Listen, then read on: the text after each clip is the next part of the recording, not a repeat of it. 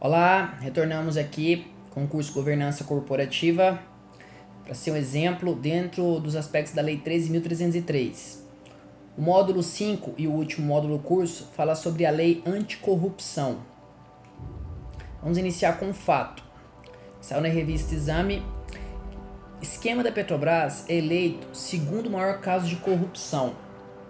Está referindo aqui à Operação Lava Jato. Agora vamos para a nossa trilha do conhecimento. Módulo 1 vimos sobre governança corporativa, no 2, divulgação de informações, no 3, controle interno, no 4, código de conduta e integridade, e no último módulo, a lei anticorrupção. Lista de siglas: CA, Conselho de Administração; CCI, Código de Conduta e Integridade; LAC, Lei Anticorrupção; PJ, Pessoa Jurídica. Lembra daquele arcabouço legal lá do primeiro módulo? Então, o centro é a lei em comento, a Lei 13.303 de 2016. E nessa lei ela cita o assunto de hoje, que é a Lei 12.846 de 2013, que é a Lei Anticorrupção, essa que está aqui na cor laranja. Normas anticorrupção. Referências internacionais da Lei Anticorrupção. Esse mapa aqui, nós temos destaque ali dos Estados Unidos. Tem o famoso normativo lá que é o FCPA, e ele significa, Norma de Práticas de Corrupção Estrangeira, e ele é de 1977. Outra referência também é o Bribber Act, que significa Lei do Suborno de 2010, que é da Inglaterra. Para o direito brasileiro, como nós nos aproximamos do sistema normativo, é mais fácil usar o FCPA, porque o direito britânico ele é um direito costumeiro, não é o nosso sistema jurídico adotado, só uma questão de referências normativas. Lei Anticorrupção. A Lei 12.846 de 2013 dispõe sobre a responsabilização administrativa e civil de pessoa jurídica pela prática de atos contra a administração pública. Então essa é a norma no Brasil. Aplica-se aos atos lesivos praticados por pessoa jurídica brasileira contra a administração pública estrangeira. Por isso que a gente tem o mapa do Brasil ali e o mapa mundial. Formas de responsabilidade. Nós temos aqui, na primeira coluna, formas de responsabilização objetiva. Isso ocorre quando o sujeito infrator é uma PJ, pessoa jurídica, que está previsto no artigo 2º da Lei Anticorrupção. A forma de responsabilização subjetiva, essa é aplicada aqui aos integrantes da governança, dirigentes ou administradores, na medida da sua culpabilidade. Então, o aspecto da dosimetria, está previsto no artigo 3º. E a forma de responsabilização solidária, essa é aplicada ao grupo econômico, relativa a controladas, controladoras, coligadas ou consorciada, está previsto no artigo 4º. Atos lesivos. 1. Oferecer vantagem devida a agente público, próprio suborno. 2. Patrocinar a prática de atos ilícitos. 3. Ocultar seus reais interesses. 4. Fraudar licitações e contratos. 5. Dificultar a investigação ou fiscalização de órgãos. Devendo integrar essas condutas aí, aquele departamento de conformidade que nós vimos no módulo passado. Responsabilização. Nós temos dois tipos, a administrativa e a judicial. Dentro da administrativa, estamos divididos em dois aspectos, sanções e rito processual.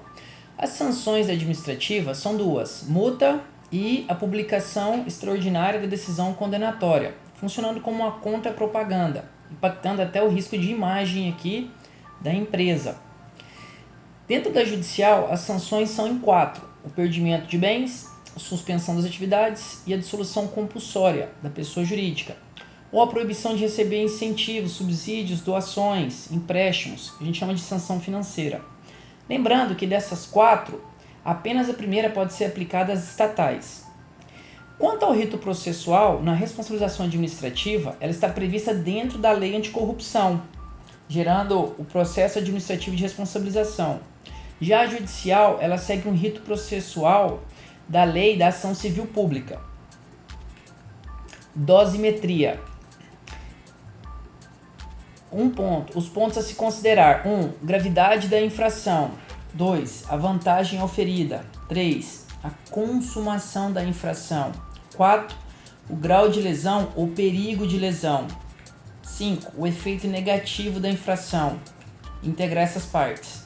6. Cooperação para apuração das infrações. 7. Situação econômica do infrator. 8. Existência de mecanismos e procedimentos internos de integridade.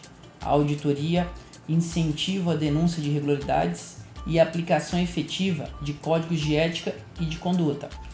9. Valor dos contratos mantidos. Ok? Juntar essas partes. Eu destaco o ponto 8, que foi como eu encerrei o módulo 4, que falava de código de conduta e integridade. A importância hoje de se investir em mecanismos de riscos, integridade, controles, porque isso hoje pode ser utilizado para reduzir a pena, que a gente chama de atenuante. Desconsideração da personalidade jurídica. Alertar para o risco de que a extensão dos efeitos das sanções, elas podem ir aos bens particulares dos administradores ou sócios da pessoa jurídica. Atualmente no direito material, ele está previsto no Código Civil, no Código de Defesa do Consumidor, na Lei de Infrações Econômicas e da Lei em Comento, que é a Lei Anticorrupção, a Lei 12.846 de 2013. No âmbito processual, ele foi previsto no novo Código de Processo Civil. Desconsideração da personalidade jurídica. Trazer um enunciado aqui do Conselho de Justiça Federal. Ele diz que, quando aplicado às relações jurídicas empresariais, o artigo 50 do Código Civil não pode ser interpretado analogamente ao do artigo 28 do Código de Defesa do Consumidor ou do artigo 2º da Consolidação da Lei do Trabalho. Isso aqui é uma questão de teoria maior ou menor. É óbvio que o consumidor e o empregado, ele tem menos acesso aos meios de prova, então o processo dele vai ser mais fácil no quesito instrução probatória. Gerenciamento. Naquela roda de gestão, vamos destacar aqui o tópico de gestão de riscos, em específico o risco da corrupção. Olha como é que é o radar de governança. Qual o papel da governança? O Conselho de Administração, ele deve dispor no Código de Conduta e Integridade a vedação de atos de corrupção. Quanto à questão dos riscos, o Conselho de Administração deve implementar e supervisionar os sistemas de gestão de riscos para prevenção e mitigação do risco de corrupção. Instância de integridade. A gente vai relembrar aquele modelo das 3 linhas de defesa do Instituto de Auditoria Interna. A primeira linha de defesa é o controle cotidiano, no dia a dia. A segunda linha são o quê? São os departamentos que detectam como funções típicas. Ali nós temos o departamento de conformidade, o departamento de compliance. E é onde se destaca aqui, que vai ser o quê? O proprietário dessa questão aí de lidar com esse risco de corrupção, de estar atuando de acordo com as leis e as normas internas. Enfim, radar corporativo. O Conselho de Administração implementa medidas para evitar o risco de corrupção. Ali ele vai dar as normas, o ambiente de controle, colocando no Código de Conduta e Integridade a vedação da corrupção, e ele vai implementar um sistema de gestão de riscos para mitigar e evitar ao máximo esse risco de corrupção. Enfim, nós encerramos o 5º módulo.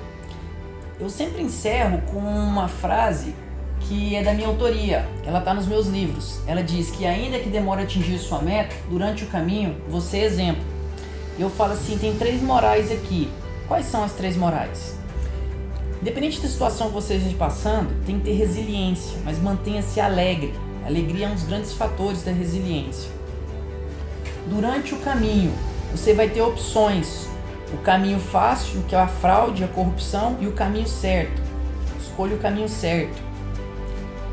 E para você dar exemplo, você tem que seguir exemplos. Então, as 3 mensagens que eu coloco para vocês aqui dessa frase é essa. Mantenha-se alegre, pegue o caminho certo e siga bons exemplos. Até mais.